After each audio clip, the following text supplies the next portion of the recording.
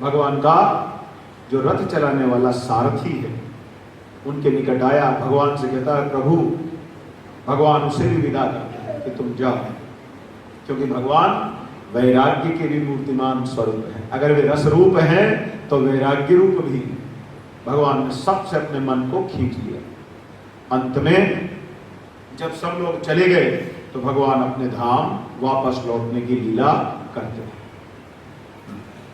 अनेक देवता आकाश में आ गए, सब चाह रहे थे भगवान को धरती के बाद अब हम अपने लोक में ले जाएं, लेकिन भगवान अचानक सबके देखते देखते अपने स्वधाम में गमन कर गए। तो बोलिए श्री कृष्णचंद्र भगवान की जय। मित्रों, जिस दिन श्री कृष्ण भगवान ने स्वधाम से गमन किया, स्वधाम गमन किया, ठीक उसी दिन कलयुग ने यहां अपना कार्य आरंभ किया। यह भी शास्त्र की सूचना है। श्री कृष्णचंद्र भगवान ने धर्म को उसकी सुरक्षा के लिए श्रीमद् भागवत में स्थापित कर दिया। यही कारण है कि कलयुग में श्रीमद् भागवत की कथा सबको सुननी चाहिए, श्रीमद् भागवत जी की शरण सबको लेनी चाहिए। धर्म श्रीमद् भागवत में सुरक्षित है, लेकिन श्रीमद् भागवत की कथा सुनाने वाले भी प्रामाणिक धर्मनिष्ठ आचार्य होने आवश्यक हैं। यदि ऐसा नहीं होगा तो भागवत भगवान की कृपा को अनुभव करना सहज नहीं। मैंने आपसे आरंभ में कहा था और अब अंत की अवस्था में हम आ पहुंचे। यहां भी आपसे कह रहे हैं, भक्ति, ज्ञान और वैराग्य, इन पर आधारित विवेक को अपने जीवन में जागृत करना, यही एक लक्ष्य लेकर के इन 18,000 श्लोकों में निबद्ध इस अद्भुत ग्रंथ का वाचन श्री सूत जी महाराज ने और सुखदेव जी महाराज ने किया। इसके पश्चात दत्तात्रेय भगवान के आख्यान का आरंभ किया है सूत जी ने। दत्तात्रेय जी अपने 24 गुरुओं से शिक्षा प्राप्त करते हैं। कभी कभी एक धारणा समाज में आ जाती है, हमने तो फलाने का नाम ले रखा है, अब ये क्या कह रहे हैं हमें कोई मतलब नहीं। ये कोई तरीका नहीं है, इस तरह से अध्यात्म में प्रगति कभी नहीं होती। दत्तात्रेय जी महाराज ने एक वेश्या तक से शिक्षा ली। जानते हैं क्या शिक्षा ली? पिंगला नाम की एक वेश्या प्रतिदिन सज संवर कर अपने द्वार पर खड़ी हो जाती कि कोई ग्राहक आएंगे। दत्तात्रेय जी अपने अनुभव में बताते हैं, दत्तात्रेय स्वयं नारायण है, तो वो दत्तात्रेय भगवान कहते हैं मैंने उसे भी अपना गुरु माना। किस प्रकार से? मैंने देखा कि इस प्रकार वो खड़ी रहती, लेकिन आयु ढलने के पश्चात अब उसके निकट कोई न आता। तो एक दिन उसका मन बिल्कुल हट गया अपने इस पाप कर्म से, और उसके मन में एक विरक्ति का भाव आ गया कि अब चाहे मेरा मरण हो या जो हो, अब मुझे किसी से कोई मतलब नहीं, बस मैं अब भगवान का भजन करूं। और उसने अपने उसी पापपूर्ण घर में ही भगवान का नाम सुमिरन करना आरंभ कर दिया, और इस प्रकार मर करके कुछ अपनी सदगति कर। तो दत्तात्रेय जी ने क्या कहा? मैंने उससे ये सीखा, कभी कभी जीवन में हमें कोई पदार्थ नहीं मिलता तो उसके न मिलने से भी भगवान को याद करने की अगर प्रेरणा मिले तो उसके न मिलने को नमस्कार है। कभी कभी कोई पदार्थ मिल जाए तब भगवान याद नहीं आते। तो उन्होंने कहा वो पदार्थ नहीं मिला, इस वजह से भी अगर भगवान की तरफ ध्यान हो जाए तो न मिलना ही अच्छा है। मैंने ये सीखा, मैं आपको कुछ एक उसमें से वर्णन कर रहा हूं। कभी अवसर मिला दत्तात्रेय आख्यान अलग से इसी पर प्रवचन श्रृंखला रखी जाए तब आनंद आएगा, क्योंकि 7 दिन में तो हमारे लिए असंभव है, हमारी पूरी परंपरा के लिए असंभव है पूरी बात को रख पाना। उनका एक चींटी दीवार पर चढ़ रही थी, मैं देख रहा था वो बार बार चढ़ती गिर जाती, चढ़ती गिर जाती, चढ़ती गिर जाती, अंततः चढ़ गई। मैंने उसे भी अपना गुरु माना। क्या विचार करके? मनुष्य को जीवन में कभी हार नहीं माननी चाहिए, मनुष्य को जीवन में कभी प्रयत्न करना बंद नहीं करना चाहिए। चाहे कितने भी बार असफलता मिले, लेकिन जब तक भगवान मिल नहीं जाएंगे मैं भी भगवान का पीछा छोड़ूंगा ही नहीं। ऐसे दृढ़ संकल्प के साथ भगवान का भजन अपने जीवन में आरंभ करना चाहिए। जो लगा रहता है, जो चलता रहता है, चरई हुई थी, जो चलता रहता है वो एक दिन पहुंच भी जाता है। लेकिन जो बैठ जाता है, निराश हो जाता है, उसकी यात्रा का अंत हो जाता है, वो आगे नहीं बढ़ पाता है। कितना सुंदर वाक्य, कितना सुंदर उपदेश उसने दिया। तो उन्होंने कहा मैंने उससे भी अपना गुरु माना। तो जीवन में आपको एक छात्र बने रहना है, जीवन में गुरु मत बनिए। गुरु के लिए समस्या है, क्योंकि उसके अहंकार पर चोट लगेगी। अब किसी से दो बार पूछ ले, सीख ले, तो चार आदमी सोचेंगे अच्छा इनको नहीं पता, उनसे पूछ रहे हैं, अच्छा ठीक। और वो अपना ये सम्मान गंवाना नहीं चाहता कि मुझे और नहीं पता, ये तो हो ही नहीं सकता। जो जीवन में सदा छात्र बन करके चलता है वो लाभ में रहता है, क्योंकि वो सीखता है। भगवान दत्तात्रेय ने अपने आचरण से शिक्षा की। उन्होंने कहा मैं समझ नहीं पा रहा था कि सब कुछ भगवान से ही कैसे। मैंने अपनी एक मकड़ी को भी गुरु माना। वो कैसे? मैंने एक मकड़ी को देखा तो वो अपनी लार से जाला बनाती है, ठीक बात है, और फिर जब उसकी इच्छा होती है तो उसे वापस समेट कर अपने अंदर ले लेती है। मैंने इससे सीखा परमात्मा ही अपनी ऊर्जा से ये स्वयं ही जगत बन जाता है, और जब प्रभु की इच्छा नहीं होती है तो इस जगत को पुनः स्वयं में समेट लेता है। इससे मुझे उस अद्वैत तत्व का बोध हो गया जिसकी चर्चा की गई। क्योंकि अनुभव की पाठशाला में जो वस्तु सीखी जाती है उसका आनंद अलग ही होता है। एक तो कोई आपको बता दे कि बात ऐसे है, एक आपको स्वयं उसका बोध हो जाए तो उसका आनंद तो फिर अलग ही होता है। और जब तक बोध नहीं होता तब तक हम उस ज्ञान का निधिध्यासन भी नहीं करते। श्रवण मनन तो हो जाता है, श्रवण लोग कर लेते हैं, मनन का अर्थ है प्राप्त योग्यता के बल पर सुने गए ज्ञान का अपने निजी तार्किक क्षमता के बल पर उचित ठहराना, इसका नाम मनन है। लेकिन निधिध्यासन का तो अर्थ है स्वभाव में ही अंगीकार हो जाए। श्रवण मनन किया हुआ ज्ञान जब स्वभाव में ही आ गया, स्वाभाविक हो गया, तो वो निधिध्यासन। ये अवस्था दत्तात्रेय शैली से अनुसंधान करने पर आती है, तो अनुसंधान करना चाहिए। कल मैं जब अपने स्थान पर कथा करके लौट रहा था तो जो ड्राइवर, अब वो कोई यूपी का था लड़का, मेरा स्वभाव है पूछ लेता हूँ भाई कहाँ थे और कैसे क्या करते हो, कुछ बताओ। और वो तो शुरू हो गया वो बड़ा उसको आनंद आता था बोलने में। तो उसने मुझे रास्ते में कम से कम 150 चौपाइयाँ सुनाई तो वो सुनाता रहा, मैं सुनता रहा, कहते वाह बहुत सुंदर, बहुत सुंदर। अब रास्ता काफी लंबा होता है तो उसे 2 घंटे तो लग ही जाते हैं, कितना भी करो ठीक है। जब मार्ग में काफी देर 1.5 घंटा वो खूब बोला,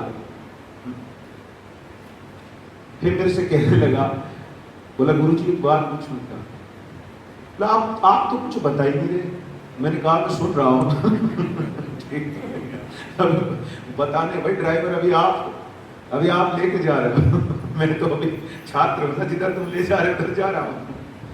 तो उसको आश्चर्य हुआ। तो इसलिए कभी कभी लोगों के मन में बहुत कुछ कहने की भावना है, सुन लेना चाहिए, कभी बोल लो, सारी कह लो अपने मन की, कोई समस्या है, क्योंकि कुछ ना कुछ सीखने को मिलेगा। मैंने भी सीखा, क्योंकि देखो ये ड्राइवर है ये लड़का, लेकिन कितनी अच्छी बात है, एक ड्राइवर होते हुए भी प्रसन्नता की बात है कि इसने कितनी सारी चौपाइयों को कंठस्थ किया है और सही में उसमें कुछ अच्छे अर्थ है। तो ये नहीं सोचना चाहिए ओ ये भी हमको क्या बताएगा, इससे तो इसको तो अभी पाठ पढ़ा दूं बैठा कर, है ना। क्योंकि अगर आप भागवत की विद्या को जानते हैं तो सारी सृष्टि आपके लिए गुरु है।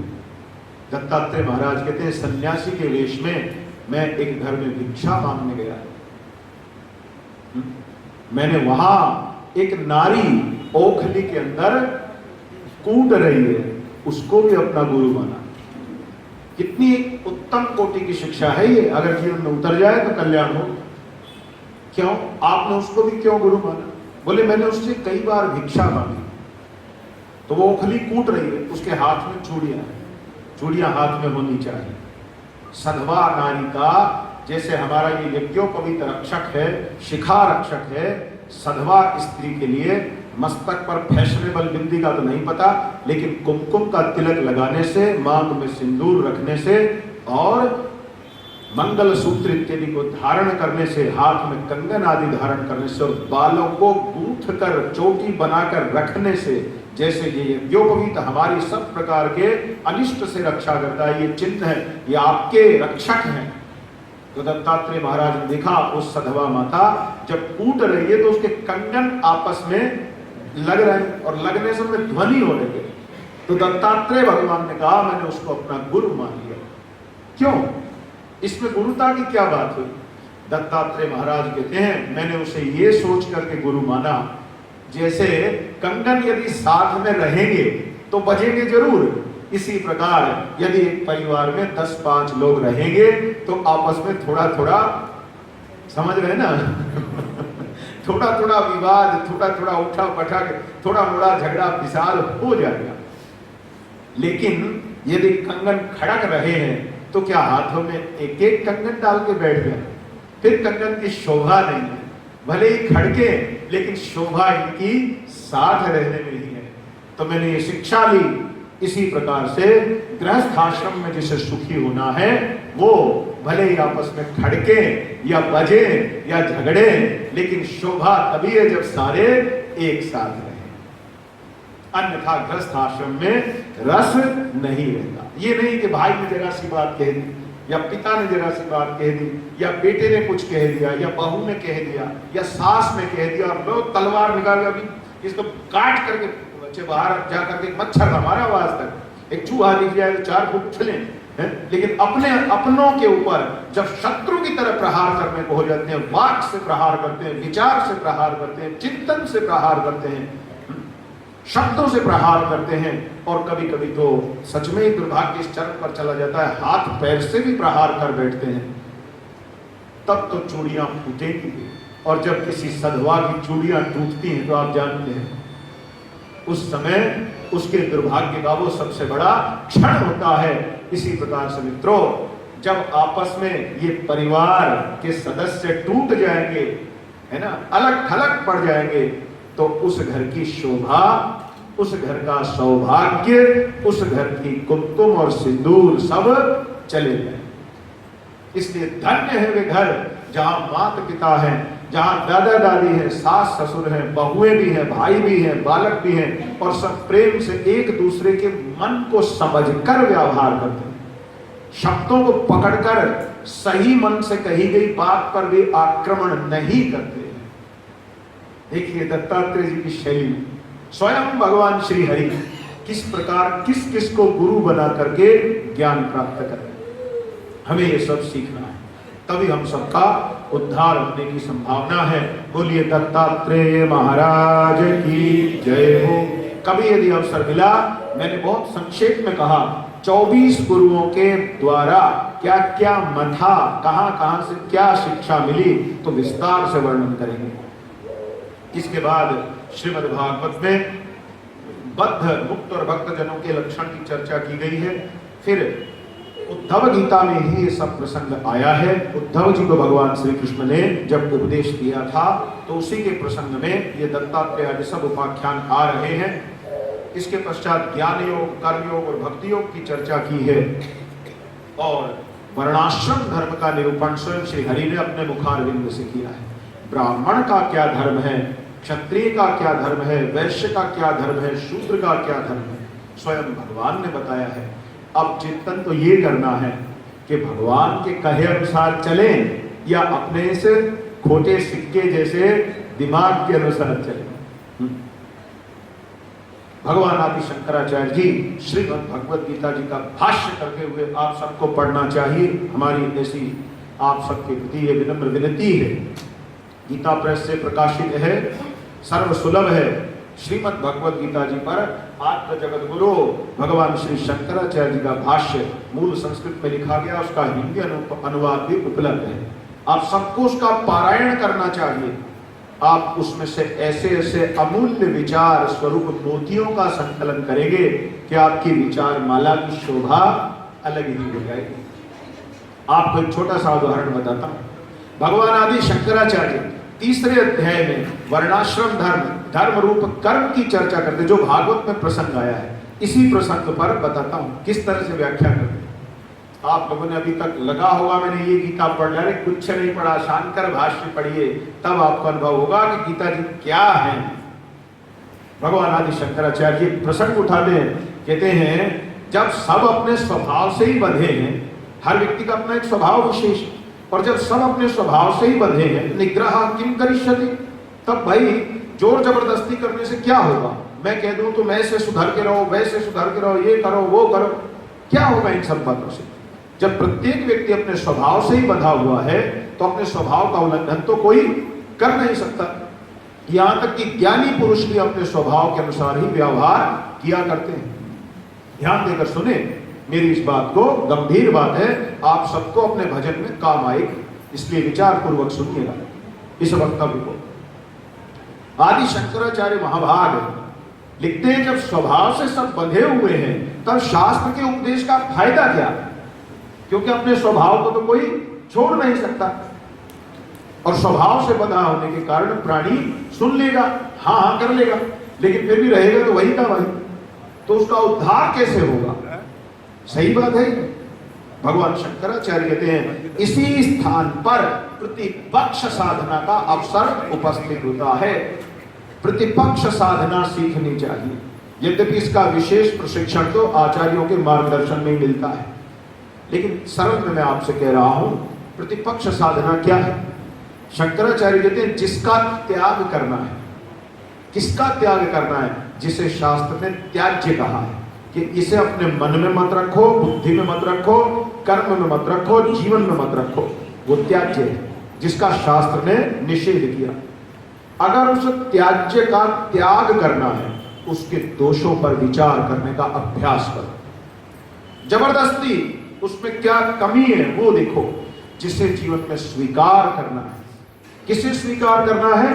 जिसे शास्त्र ने स्वीकार करने योग्य कहा है, जिसे शास्त्र ने कहा है ये मेरे जीवन में होना चाहिए, जिस विचार को मस्तिष्क में होना चाहिए, जिस कर्म को मेरे हाथों में होना चाहिए, जिस साधना को मेरे जीवन में होना चाहिए, जिस चिंतन को, जिस भाव को मेरे हृदय में होना चाहिए, जिसकी शास्त्र ने संस्तुति की है, उसके गुणों पर विचार करो।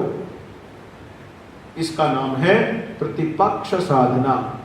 भगवान आदि शंकराचार्य कहते हैं जो प्रतिपक्ष साधना प्रतिदिन करने लगता है उसका स्वभाव शास्त्रीय हो जाता है। पूर्व जन्म से प्राप्त संस्कार से प्रकट हुए अपने स्वभाव विशेष के समस्त दुर्गुणों से उसे मुक्ति मिल जाती है। ये कोई सामान्य बात नहीं। जब आप स्वयं साधना करके देखेंगे इस प्रकार से, तब आपको समझ में आएगा ये कितनी अमूल्य बात है। इसलिए जगत गुरुओं के निकट रह करके ही व्यक्ति को साधना, भजन इत्यादि में आगे बढ़ना चाहिए, अन्यथा उसकी समस्या का समाधान मानसिक रूप से भी नहीं हो पाता, वाचिक और कायिक रूप से तो छोड़ दीजिए। तो ये सब चर्चा श्रीमद् भागवत के अंदर आए वर्णाश्रम धर्म के निरूपण का प्रसंग ध्यान में रख के हमने आपसे की।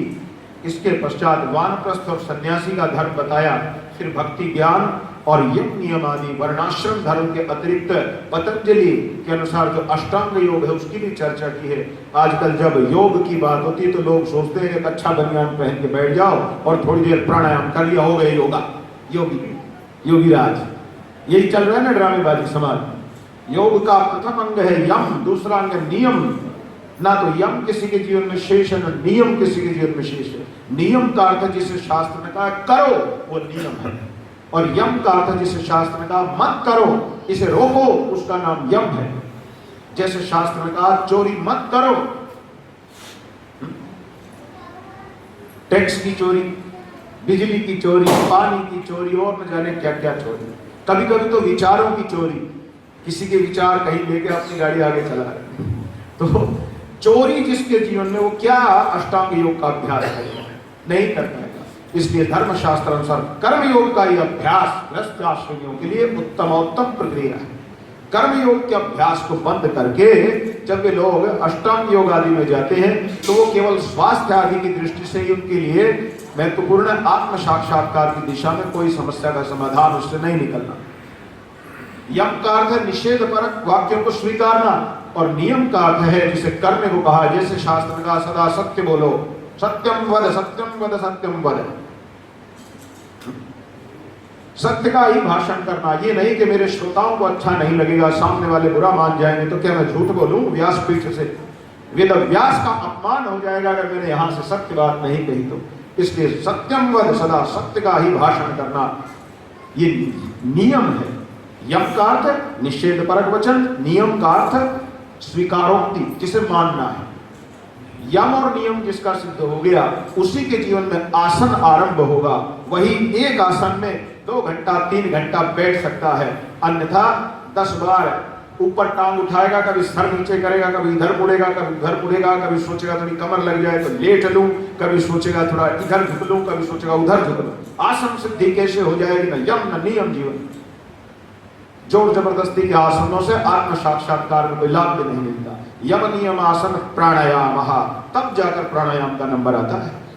ये प्राणायाम ये नहीं कि सीधे अपने बैठे और लो हो गया आरंभ। जिसने यम को साध लिया, नियम को साध लिया, आसन को साध लिया, चौथे नंबर पर प्राणायाम की चर्चा की है। और प्राणायाम की सिद्धि, ये प्राणायाम को ये कोई प्राणायाम नहीं होता, ये कोई प्राणायाम नहीं है, जान लीजिए इस बात को। इधर से सांस लिया छोड़ दिया, इधर से लिया छोड़, कोई प्राणायाम नहीं। ये केवल श्वास को ठीक करने की बात हो सकती है। प्राणायाम का अर्थ ही है जिसमें रेचक पूरक कुंभक आदि क्रियाएं विधि पूर्वक संपन्न की जाए और वो आचार्य के निकट बैठ करके किया जाता है। किस प्रकार से किस उंगली को कहाँ रखना है, किस प्रकार से श्वास खींचना है, और अधिकारी आचार्य अधिकारी छात्र को वो प्रक्रिया उसी क्षण सिखलाएगा जिस समय उसका यम नियम आसन सिद्ध है। ये नहीं कि तुझे अच्छा ऐसी बात तो जरा कथा खत्म होने दीजिए, प्राणायाम तो मेरा भी ठीक कराना। हमारी गुरु परंपरा में कहा सिस्टम से चलो, पहले यम फिर नियम फिर आसन, आगे जाकर के प्राणायाम। और उसके बाद भी बात खत्म नहीं होती। यम नियम आसन प्राणायाम, और प्राणायाम के बाद प्रत्याहार, प्रत्याहार के बाद धारणा ध्यान और समाधि, तब जाकर के कहीं आत्मा का साक्षात्कार हो। अब धारणा क्या है? धारणा प्रत्याहार उससे भी पूर्व का कर्म है। प्रत्याहार का क्या अर्थ है? मन की मांगे रोज उठती हैं कि नहीं उठती हैं चित्त में? मन कहता है आज ये करो, आज वो करो, मन की मांगों को चुनौती देना। अब मन ये मांग रहा नहीं दूंगा, इसका नाम प्रत्याहार है। प्रति आहार, जैसे प्रतिपक्ष कहा था, आहार जिसका आप ग्रहण करना चाहते हैं उस पर निषेध करना, इसी का नाम प्रत्याहार है। प्रति आहार, मन कह रहा है कि आज तो ऐसा मन हो रहा है ठंडा ठंडा पानी पियो, थोड़ा गर्म करके लाओ, गर्म पिलाओ। अगर सरल उदाहरण दूं तो इसका नाम प्रत्याहार है। विरोध करना, मन को पराजित करना, मन को हरा डालना, इसका नाम प्रत्याहार है। ये आगे की अवस्था है। ऐसा नहीं कि कल से चालू तो फिर हम भी ऐसे इस प्रकार से नहीं। यम से अगर किसी ने आरंभ करना है तो यम से आरंभ करे। यम नियम आसन प्राणायाम प्रत्याहार, और उसके बाद धारणा। धारणा का क्या अर्थ है? धारणा का अर्थ जैसे आचार्य जी बार बार एक चौपाई गाते हैं, सिया राम मैं सब जगह जानी, वो तब होगा प्रत्याहार की अवस्था से आगे जाने पर, तब उसको सर्वत्र ईश्वर बुद्धि होने लगेगी। तब वो यदि ग्राउंड में पार्क के अंदर हरी घास देखेगा तो उसे भगवान के शरीर पर उगे हुए रुएं याद आएंगे, रोंगटे याद आएंगे।